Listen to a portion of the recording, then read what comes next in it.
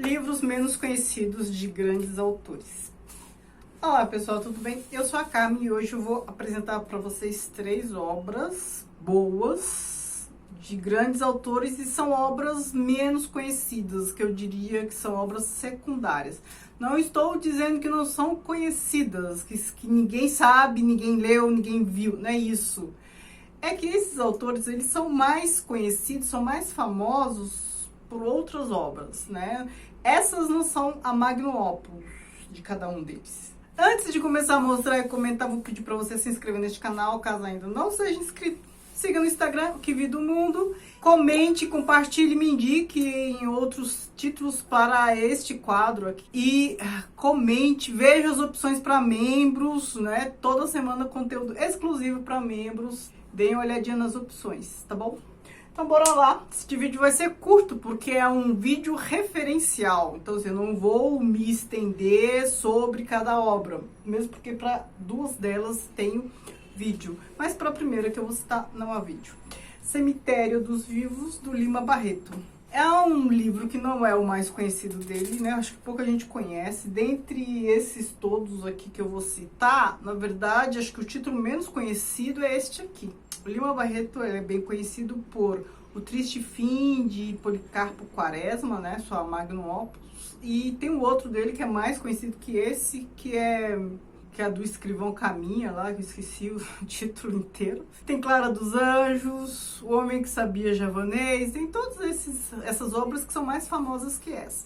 Mas por que eu quero falar dessa? Porque essa me tocou profundamente. Tem cunho autobiográfico, narra a história de um homem que é internado num hospital psiquiátrico, num hospício, por ser alcoólatra.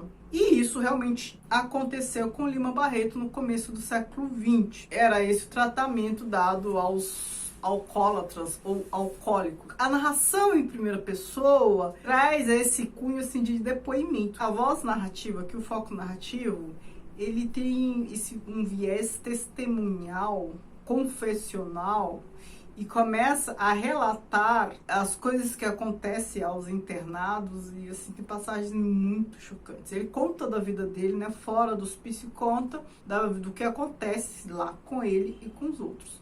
O Lima Barreto escreveu este livro quando estava internado, de fato. Então, era a experiência ali que ele estava vendo. Era como se fossem anotações do diário, só que ele criou uma ficção. É uma obra não concluída do Lima Barreto, mas você não sente falta de conclusão. Tá aqui já é suficiente. Contraponto do Aldous Huxley. Ele é mais conhecido por Admirável Mundo Novo, uma distopia. E esse romance não tem nada de distópico, tem vídeo sobre ele aqui. É um livro que ele escreveu em 1930, então um período entre guerras, narrando a decadência da sociedade inglesa aqui, daquele período. É um romance de ideias, com vários personagens que se encontram, desencontram e a gente fica sem saber qual é que é de cada um, nem eles mesmos sabem. Aquele clima de o mundo está totalmente outro e eu não sei o que fazer de mim. Normalmente romance de ideias é depois de guerra. São sempre vários personagens,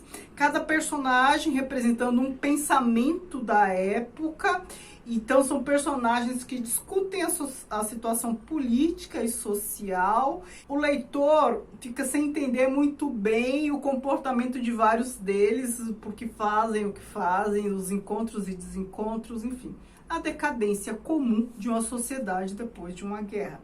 Aqui não é citado guerra nem nada, mas assim, a gente sabe quando ele escreveu e a gente entende porque ele produziu uma obra como essa. Principalmente porque a Inglaterra foi um dos países bem ativos ali na Primeira Guerra, na Primeira e na Segunda, né? Então assim, tá nesse período de entre safra, entre uma guerra e outra, e a situação é bem complexa, bem confusa e bem desnorteadora, árida até. As instituições, as certezas que se tinha antes de uma guerra, depois elas ficam totalmente abaladas, principalmente depois da Primeira Guerra. É uma guerra com dimensões nunca antes vistas. A outra obra que eu quero citar é Enquanto Agonizo, do Faulkner. A minha edição está em inglês, porque na época não tinha em português.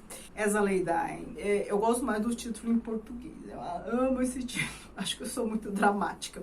Aqui, Faulkner sendo Faulkner, ou seja, um romance com vários focos narrativos. Então a gente tem um romance polifônico, vários personagens narrando a história. E a gente tem fluxo de consciência. E por que esse título?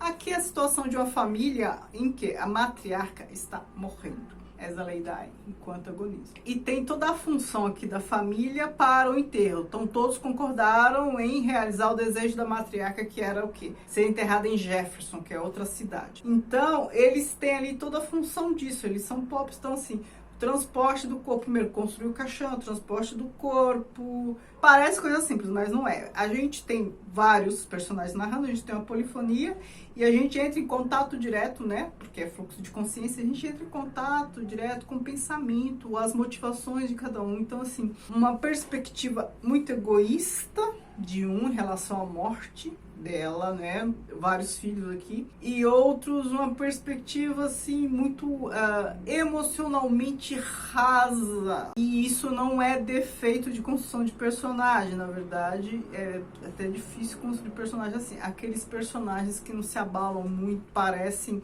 lidar com as coisas de cunho simbólico, emocional, de maneira muito prática. Então dá a impressão que não se abalam com nada, que toca, não compara a morte da mãe com peixe sendo destripado, sabe? Coisas assim que você fica...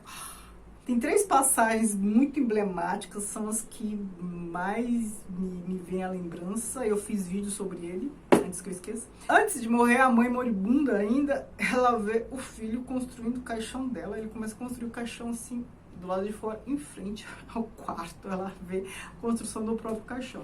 Uma outra passagem do filho que estava, um dos filhos que estava fora por uns dias, então ele está retornando à casa e vê, né, descobre, antes de chegar, descobre que a mãe morreu porque ele vê urubus rondando. E a outra passagem é o trajeto, o transporte do caixão numa carroça em condições assim, aí chove, alaga, o caixão escorrega. Faulkner é isso. É um livro muito bom. Esqueci de falar, né?